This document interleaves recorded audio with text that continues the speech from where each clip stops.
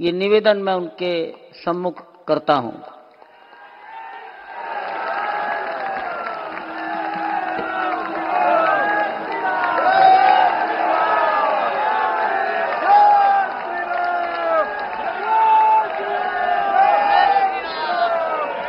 सियावर रामचंद्र की, सियावर रामचंद्र की जय सिया राम। उत्तर प्रदेश की राज्यपाल आनंदीबेन पटेल, राष्ट्रीय स्वयंसेवक संघ के परम पूजनीय सरसंघ चालक डॉक्टर मोहन भागवत जी, उत्तर प्रदेश के मुख्यमंत्री योगी आदित्यनाथ जी, श्री राम जन्मभूमि तीर्थ क्षेत्र ट्रस्ट के अध्यक्ष पूज्य महंत नृत्य गोपाल दास जी, पूज्य संत समाज,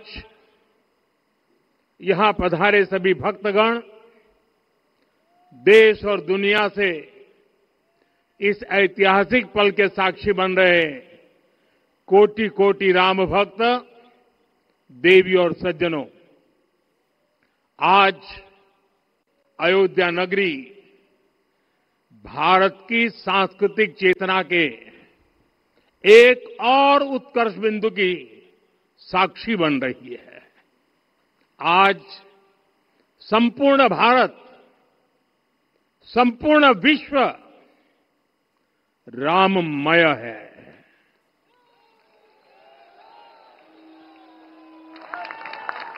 हर राम भक्त के हृदय में अद्वितीय संतोष है, असीम कृतज्ञता है, अपार अलौकिक आनंद है।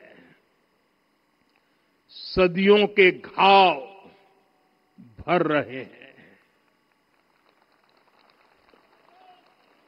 सदियों की वेदना आज विराम पा रही है।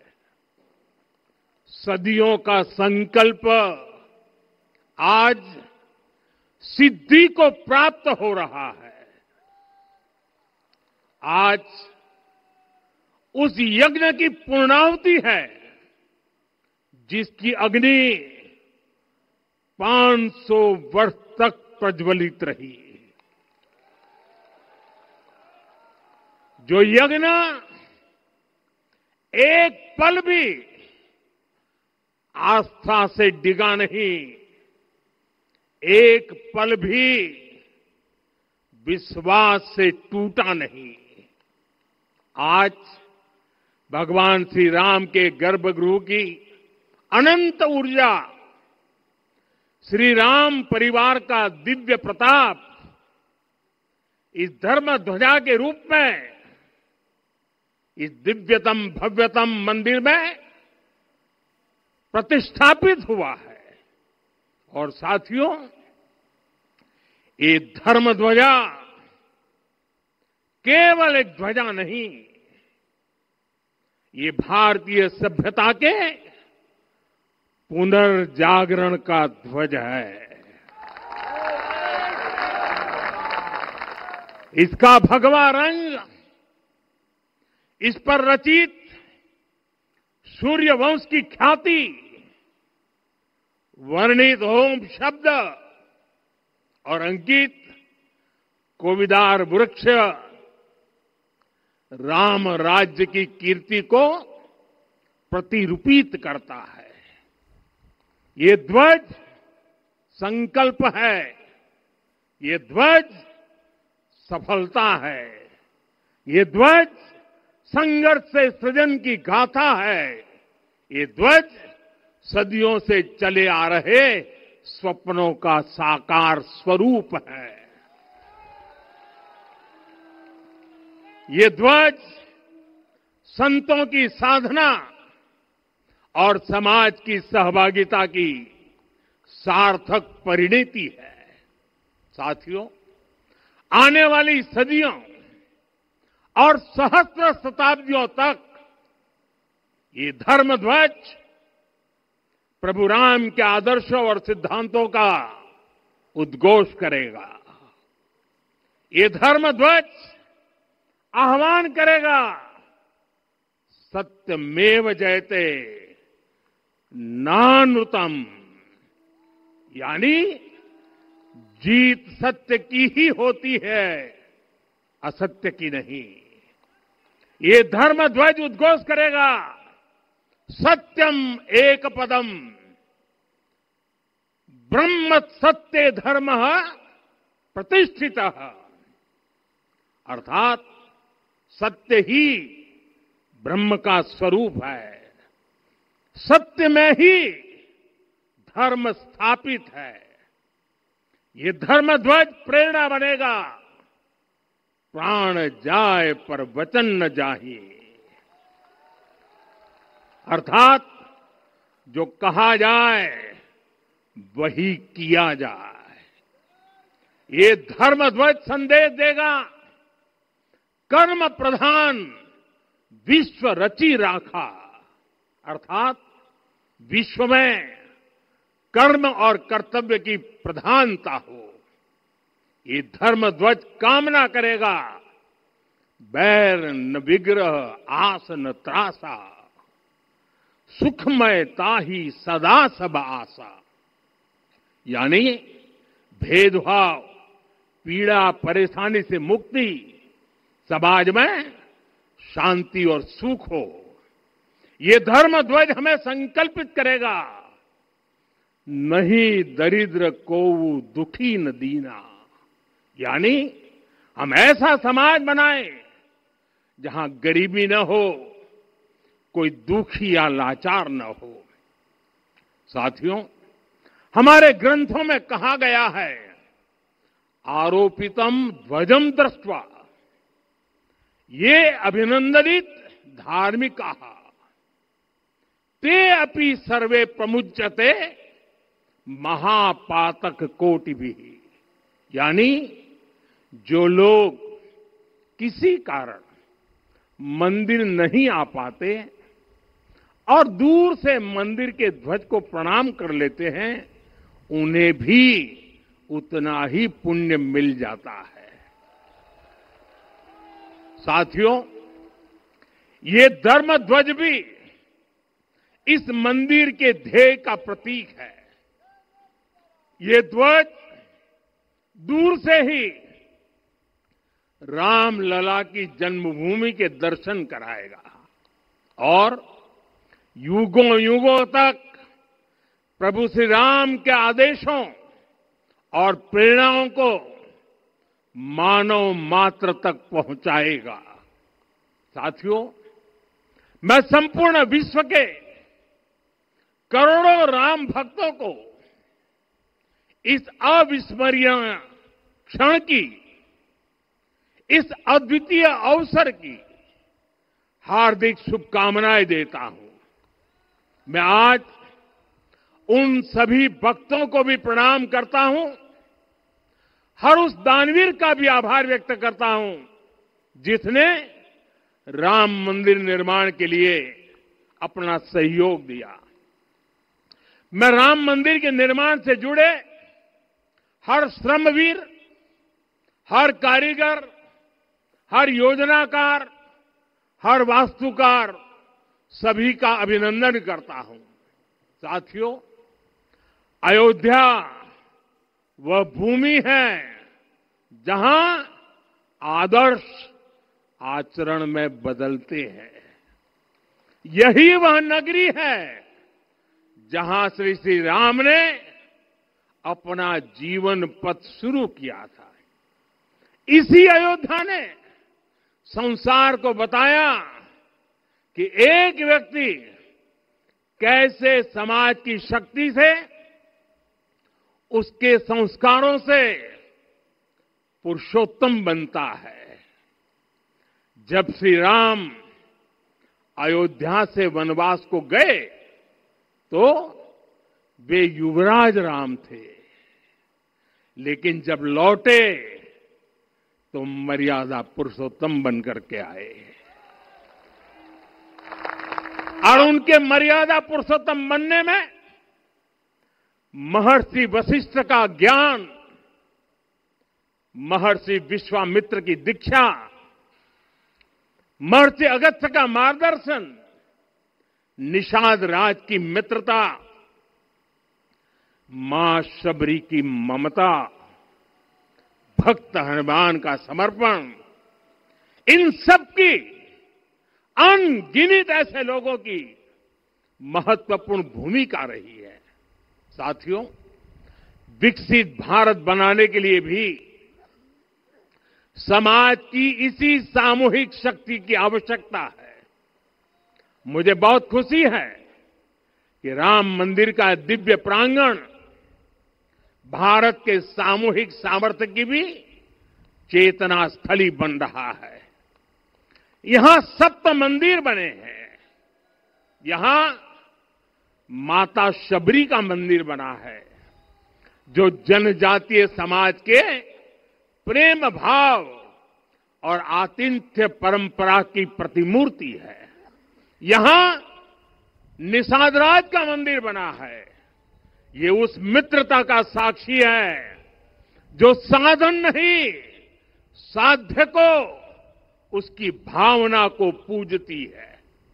यहां एक ही स्थान पर माता अहिल्या है, महर्षि वाल्मीकि है, महर्षि वशिष्ठ है, महर्षि विश्वामित्र है, महर्षि अगस्त्य है और संत तुलसीदास है। रामलला के साथ साथ इन सभी ऋषियों के दर्शन भी यहीं पर होते हैं। यहां जटायु जी और गिलहरी की मूर्तियां भी है, जो बड़े संकल्पों की सिद्धि के लिए हर छोटे से छोटे प्रयास के महत्व को दिखाती है। मैं आज हर देशवासी से कहूंगा कि वो जब भी राम मंदिर आए तो सप्त मंदिर के दर्शन भी अवश्य करें। ये मंदिर हमारी आस्था के साथ साथ मित्रता, कर्तव्य और सामाजिक सद्भाव के मूल्यों को भी शक्ति देते हैं। साथियों, हम सब जानते हैं, हमारे राम भेद से नहीं, भाव से जुड़ते हैं। उनके लिए व्यक्ति का कुल नहीं, उसकी भक्ति महत्वपूर्ण है। उन्हें वंश नहीं, मूल्य प्रिय है। उन्हें शक्ति नहीं, सहयोग महान लगता है। आज हम भी उसी भावना से आगे बढ़ रहे हैं। पिछले 11 वर्षों में महिला, दलित, पिछड़े, अति पिछड़े, आदिवासी, वंचित, किसान, श्रमिक, युवा, हर वर्ग को विकास के केंद्र में रखा गया है। जब देश का हर व्यक्ति, हर वर्ग, हर क्षेत्र सशक्त होगा, तब संकल्प की सिद्धि में सबका प्रयास लगेगा और सबके प्रयास से ही 2047 जब देश आजादी के 100 साल मनाएगा, हमें 2047 तक विकसित भारत का निर्माण करना ही होगा। साथियों, रामलला की प्राण प्रतिष्ठा के ऐतिहासिक अवसर पर मैंने राम से राष्ट्र के संकल्प की चर्चा की थी। मैंने कहा था कि हमें आने वाले 1000 वर्षों के लिए भारत की नींव मजबूत करनी है। हमें याद रखना है, जो सिर्फ वर्तमान का सोचते हैं, वो आने वाली पीढ़ियों के साथ अन्याय करते हैं।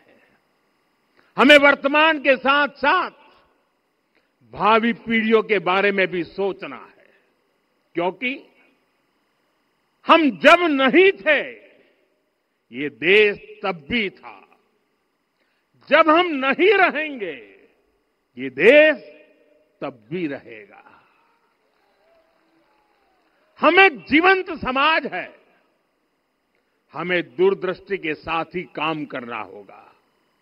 हमें आने वाले दशकों, आने वाली सदियों को ध्यान में रखना ही होगा। और साथियों, इसके लिए भी हमें प्रभु राम से सीखना होगा। हमें उनके व्यक्तित्व को समझना होगा। हमें उनके व्यवहार को आत्मसात करना होगा।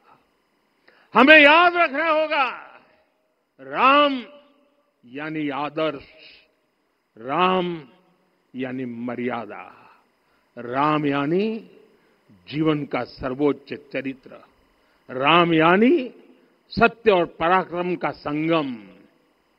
दिव्य गुणे शक्र समो रामः सत्य पराक्रमः। राम यानी धर्म पथ पर चलने वाला व्यक्तित्व।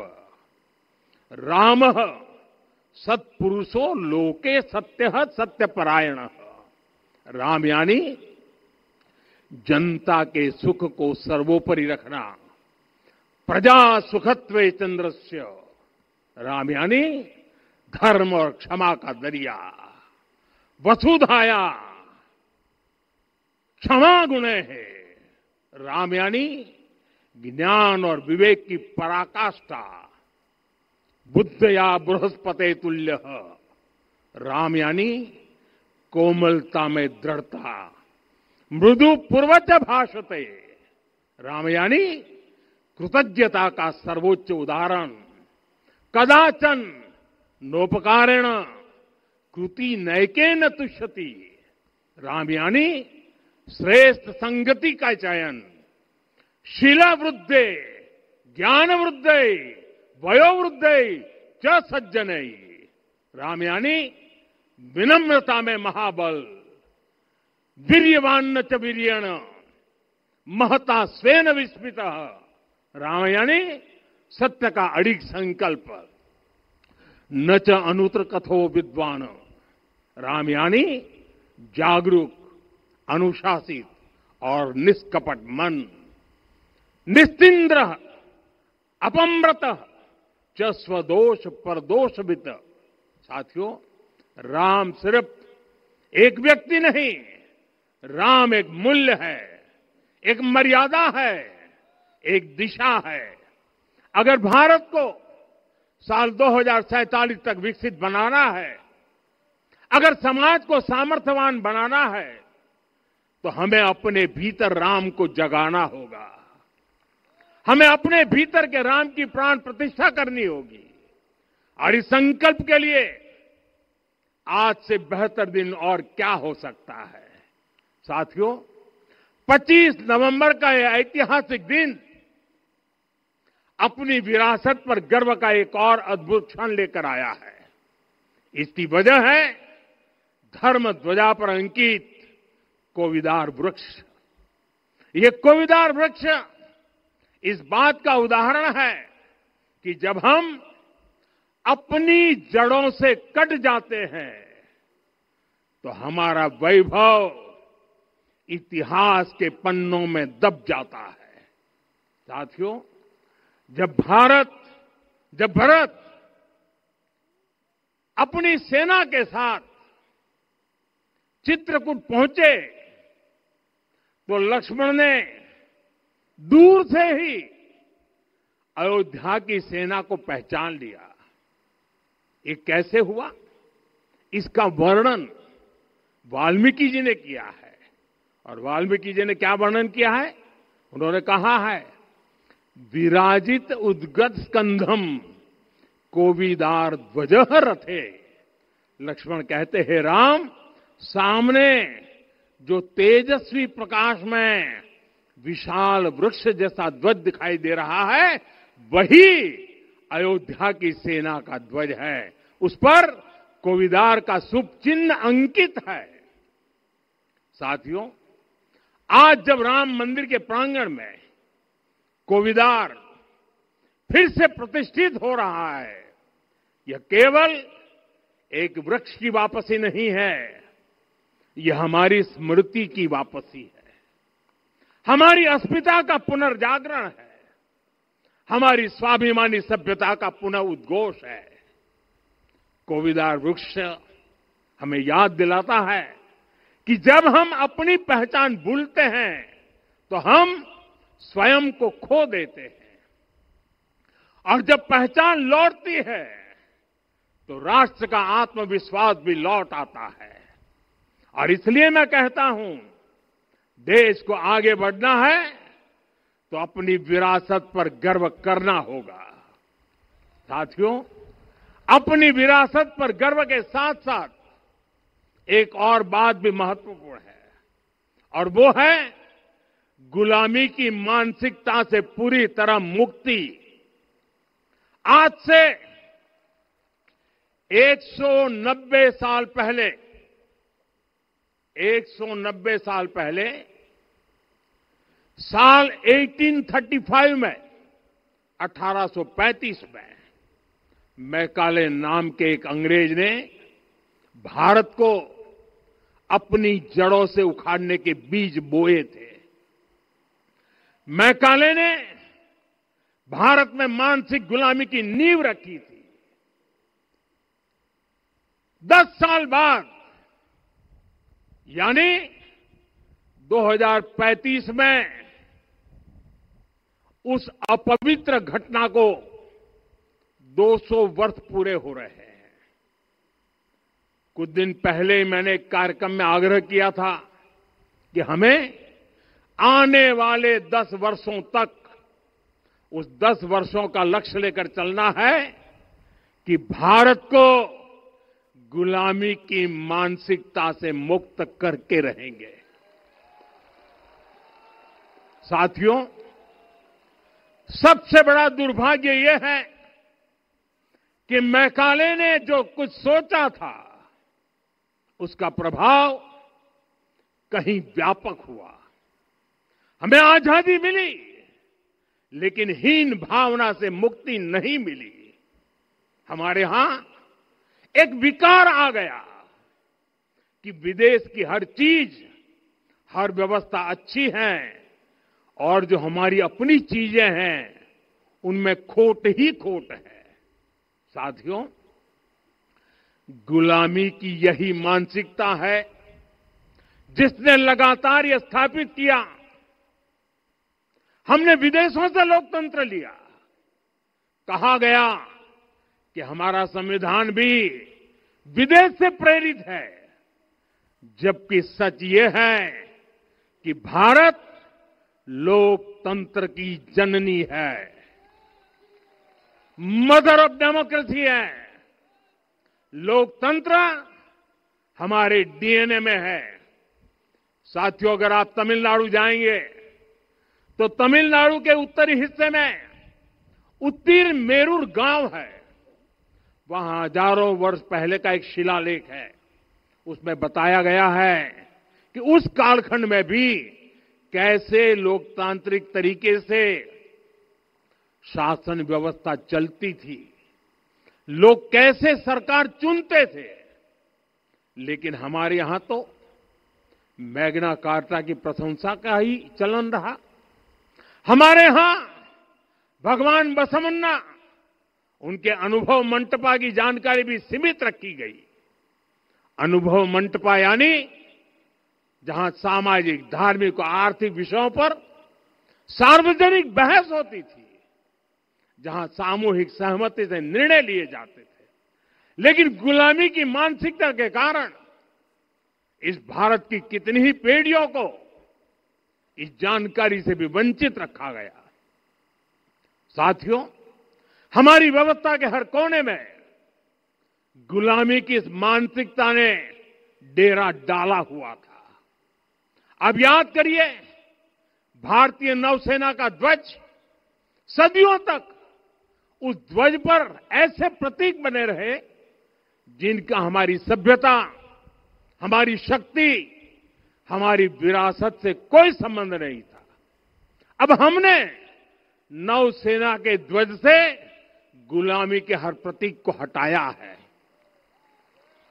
हमने छत्रपति शिवाजी महाराज की विरासत को स्थापित किया है, और ये सिर्फ एक डिजाइन में बदलाव नहीं हुआ, ये मानसिकता बदलने का क्षण था।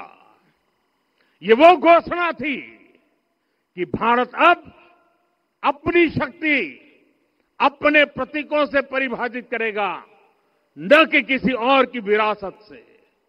और साथियों, यही परिवर्तन आज अयोध्या में भी दिख रहा है। साथियों, ये गुलामी की मानसिकता ही है जिसने इतने वर्षों तक रामत्व को नकारा है। भगवान राम अपने आप में एक वैल्यू सिस्टम है। ओरछा के राजा राम से लेकर रामेश्वरम के भक्त राम तक और शबरी के प्रभु राम से लेकर मिथिला के पाहुन राम जी तक, भारत के हर घर में, हर भारतीय के मन में और भारतवर्ष के हर कण कण में राम है। लेकिन गुलामी की मानसिकता इतनी हावी हो गई कि प्रभु राम को भी काल्पनिक घोषित किया जाने लगा। साथियों, अगर हम ठान ले अगले 10 साल में मानसिक गुलामी से पूरी तरह मुक्ति पा लेंगे, और तब जाकर के ऐसी ज्वाला प्रज्वलित होगी, ऐसा आत्मविश्वास बढ़ेगा कि 2047 तक विकसित भारत का सपना पूरा होने से भारत को कोई रोक नहीं पाएगा। आने वाले 1000 वर्ष के लिए भारत की नींव तभी सशक्त होगी जब मैकाले की गुलामी के प्रोजेक्ट को हम अगले 10 साल में पूरी तरह ध्वस्त करके दिखा देंगे। साथियों, अयोध्या धाम में रामलला का मंदिर परिसर भव्य से भव्यतम हो रहा है और साथ ही अयोध्या को संवारने का काम लगातार जारी है। आज अयोध्या फिर से वह नगरी बन रही है जो दुनिया के लिए उदाहरण बनेगी। त्रेता युग की अयोध्या ने मानवता को नीति दी। 21वीं सदी की अयोध्या मानवता को विकास का नया मॉडल दे रही है। तब अयोध्या मर्यादा का केंद्र थी, अब अयोध्या विकसित भारत का मेरुदंड बनकर उभर रही है। साथियों, भविष्य की अयोध्या में पौराणिकता और नूतनता का संगम होगा। सरयू जी की अमृत धारा और विकास की धारा एक साथ बहेगी। यहां आध्यात्म और आर्टिफिशियल इंटेलिजेंस दोनों का तालमेल दिखेगा। राम पथ, भक्ति पथ और जन्मभूमि पथ से नई अयोध्या के दर्शन होते हैं। अयोध्या में भव्य एयरपोर्ट है। अयोध्या में आज शानदार रेलवे स्टेशन है। वंदे भारत और अमृत भारत एक्सप्रेस जैसी ट्रेनें अयोध्या को बाकी देश से जोड़ रही हैं। अयोध्या वासियों को सुविधाएं मिले, उनके जीवन में समृद्धि आए, इसके लिए निरंतर काम चल रहा है। साथियों, जब से प्राण प्रतिष्ठा हुई है तब से लेकर आज तक करीब 45 करोड़ श्रद्धालु यहां दर्शन के लिए आ चुके हैं। ये वो पवित्र भूमि है जहां 45 करोड़ लोगों के चरण रज पड़े हैं और इससे अयोध्या और आसपास के लोगों की आय में आर्थिक परिवर्तन आया है, वृद्धि हुई है। कभी अयोध्या विकास के पैमानों में बहुत पीछे थी, आज अयोध्या नगरी यूपी के अग्रणी शहरों में से एक बन रही है। साथियों, 21वीं सदी का आने वाला समय बहुत महत्वपूर्ण है। आजादी के बाद के 70 साल में भारत विश्व की 11वीं सबसे बड़ी अर्थव्यवस्था बना। 70 साल में 11वीं। लेकिन पिछले 11 साल में ही भारत विश्व की 5वीं सबसे बड़ी अर्थव्यवस्था बन चुका है। और वो दिन दूर नहीं जब भारत विश्व की 3री सबसे बड़ी अर्थव्यवस्था भी बन जाएगा। आने वाला समय नए अवसरों का है, नई संभावनाओं का है। और इस अहम कालखंड में भी भगवान राम के विचार ही हमारी प्रेरणा बनेंगे। जब श्री राम के सामने रावण विजय जैसा विशाल लक्ष्य था, तब उन्होंने कहा था, सौरज धीरज ते ही रथ चाका, सत्यशील दृढ़ ध्वज पताका, बल विवेक दम परहित गोरे, क्षमा कृपा समता रजु जोरे। यानी रावण पर विजय पाने के लिए जो रथ चाहिए, शौर्य और धैर्य उसके पहिए हैं, उसकी ध्वजा सत्य और अच्छे आचरण की है, बल विवेक संयम और परोपकार इस रथ के घोड़े हैं, लगाम के रूप में क्षमा दया और समता है जो रथ को सही दिशा में रखते हैं। साथियों, विकसित भारत की यात्रा को गति देने के लिए ऐसा ही रथ चाहिए, ऐसा रथ जिसके पहिए शौर्य और धैर्य हो, यानी चुनौतियों से टकराने का साहस भी हो और परिणाम आने तक दृढ़ता से डटे रहने का धैर्य भी हो। ऐसा रथ जिसकी ध्वजा सत्य और सर्वोच्च आचरण हो, यानी नीति नियत और नैतिकता से समझौता कभी न हो। ऐसा रथ जिसके घोड़े बल विवेक संयम और परोपकार हो, यानी शक्ति भी हो बुद्धि भी हो अनुशासन भी हो और दूसरों के हित का भाव भी हो। ऐसा रथ जिसकी लगाम क्षमा करुणा और संभाव हो, यानी जहां सफलता का अहंकार नहीं और असफलता में भी दूसरों के प्रति सम्मान बना रहे। और इसलिए मैं आदरपूर्वक कहता हूं, ये पल कंधे से कंधा मिलाने का है, ये पल गति बढ़ाने का है। हमें वो भारत बनाना है जो राम राज्य से प्रेरित हो, और ये तभी संभव है जब स्वयं हित से पहले देश हित होगा, जब राष्ट्र हित सर्वोपरि रहेगा। एक बार फिर आप सभी को बहुत बहुत शुभकामनाएं देता हूं। जय सिया राम, जय सिया राम, जय सिया राम। माननीय प्रधानमंत्री जी, सरसंघ चालक जी अब यहां से विदा लेंगे। आप सब बंधु खड़े होकर उनके आगमन पर अपनी कृतज्ञता व्यक्त कर सकते हैं।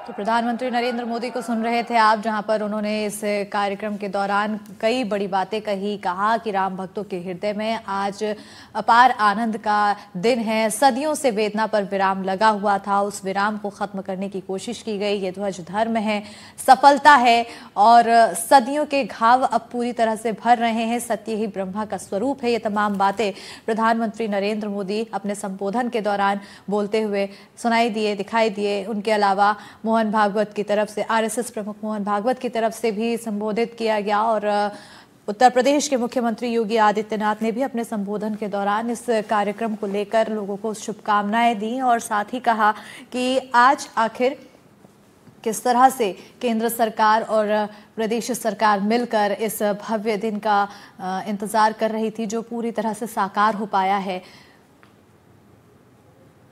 प्रधानमंत्री नरेंद्र मोदी अपने संबोधन के दौरान और भी कई बड़ी बातें कहते हुए नजर आए। उन्होंने कहा कि राम यानी आदर्श, राम यानी मर्यादा, उसका पालन किया जा रहा है और यही लोगों को सीख दी जा रही है। इस कार्यक्रम के साथ ही लोगों को ये बताने की कोशिश की जा रही है कि मर्यादा के साथ किस तरह से जीवन बिताया जा सके। ये धर्म, ये ध्वज धर्म है, एक सफलता है।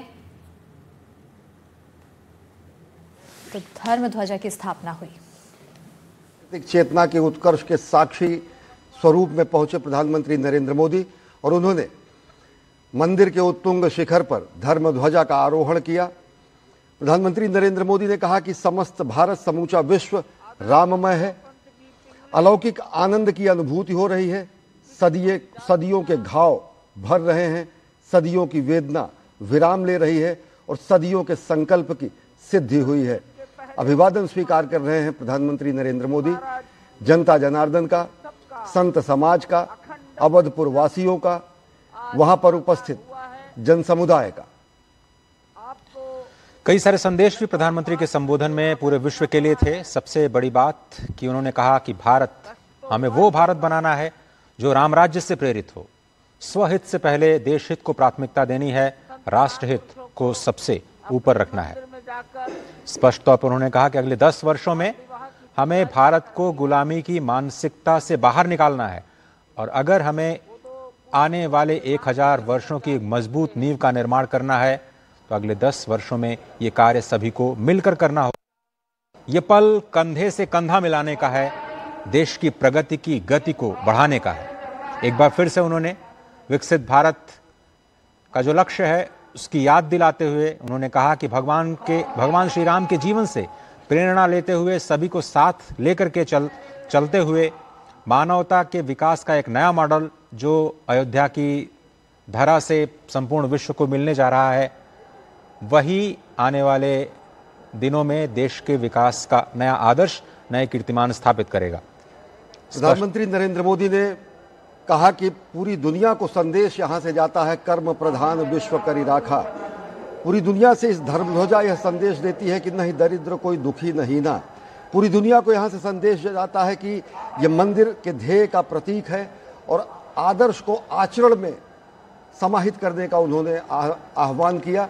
उन्होंने आह्वान किया विकसित भारत के लक्ष्य को हासिल करने का और विकसित भारत के लक्ष्य को हासिल करने के लिए जो मूल मंत्र उन्होंने दिया, जो विजय रथ जनता जनार्दन के लिए बनाने के लिए उन्होंने कहा, तो उन्होंने कहा कि सौरज धीरज जहि रथ चाका, सत्यशील दृढ़ ध्वजा पताका, बल विवेक दम परहित घोरे, क्षमा कृपा समता रज जोरे। एक समत्व रूपी मर्यादित स्वरूप में सत्यशील, बल विवेक, इनके समुच्चय के स्वरूप में समूचे भारतीयों का उन्होंने आह्वान किया कि विकसित भारत के निर्माण के लिए प्राण प्रण से जुट जाएं और अगले 2047 तक विकसित भारत के स्वप्न को साकार करें। गुलामी की मानसिकता को अगले 10 वर्षों में समाप्त कर देने का आह्वान किया प्रधानमंत्री नरेंद्र मोदी ने।